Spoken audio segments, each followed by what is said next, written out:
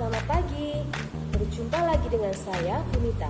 Kita akan belajar, pagi ini kita akan belajar IPA tema 1 tentang organ gerak hewan dan manusia. Sebelum kita belajar, alangkah baiknya kalian menyiapkan handout atau rangkuman yang sudah Bunita berikan, sehingga kita bisa bersama-sama belajar dan kalian bisa semakin mengerti akan materi yang akan kita pelajari tadi. Nah, sudah disiapkan handoutnya. Hari ini kita akan belajar tema 1 IPA, khususnya subtema 1, organ gerak hewan. Salah satu ciri makhluk hidup adalah bergerak. Hewan dan manusia menggunakan alat gerak yang dimilikinya untuk berpindah dari satu tempat ke tempat yang lain. Jadi manusia dan hewan mereka bisa berpindah, mereka bisa bergerak karena mereka memiliki alat gerak. Nah, alat geraknya apa? Alat gerak manusia dan hewan ada 2. Alat gerak aktif dan alat gerak pasif. Alat gerak aktif itu adalah otot.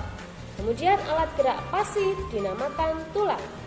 Otot dan tulang bekerja bersama-sama saat hewan dan manusia melakukan gerakan. Jadi saat mereka bergerak, mereka berpindah tempat, otot dan tulang saling bekerja sama agar manusia dan hewan bisa melakukan gerakan.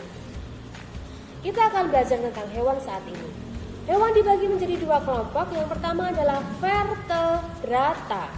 Yang kedua adalah avertebrata atau invertebrata. Kita akan bahas satu persatu. Yang pertama adalah vertebrata. Vertebrata adalah hewan yang bertulang belakang. Jadi hewan yang memiliki tulang belakang. Contohnya apa? Contoh hewan vertebrata adalah kelinci, paus, ayam, anjing, ular, ikan, dan lain-lain. Kalau invertebrata itu apa? Invertebrata adalah hewan yang tidak bertulang belakang. Jadi mereka tidak memiliki tulang belakang. Contohnya apa? Contohnya adalah cacing, siput, semut, kupu-kupu, belalang, dan masih banyak lagi contohnya. Nah, kita bersama-sama akan belajar tentang perbedaan vertebrata dan avertebrata. Vertebrata, yang pertama, perbedaan pertama, vertebrata memiliki tulang belakang.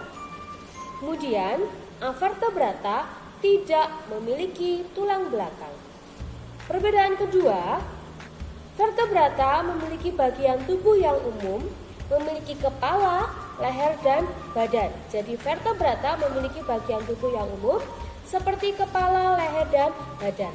Tetapi kalau pada avertebrata, mereka memiliki anatomi tubuh yang masih sederhana.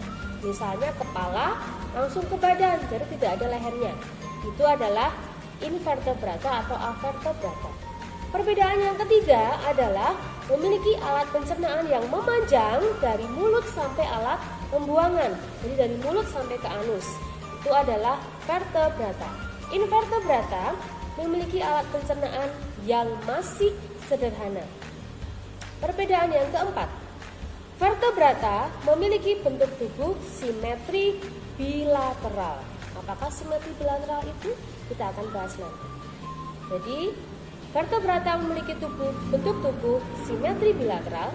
Kalau avertebrata atau invertebrata memiliki bentuk tubuh simetri bilateral atau simetri radial. Nah, apakah simetri bilateral dan simetri radial itu? Kita akan bahas saat ini. Simetri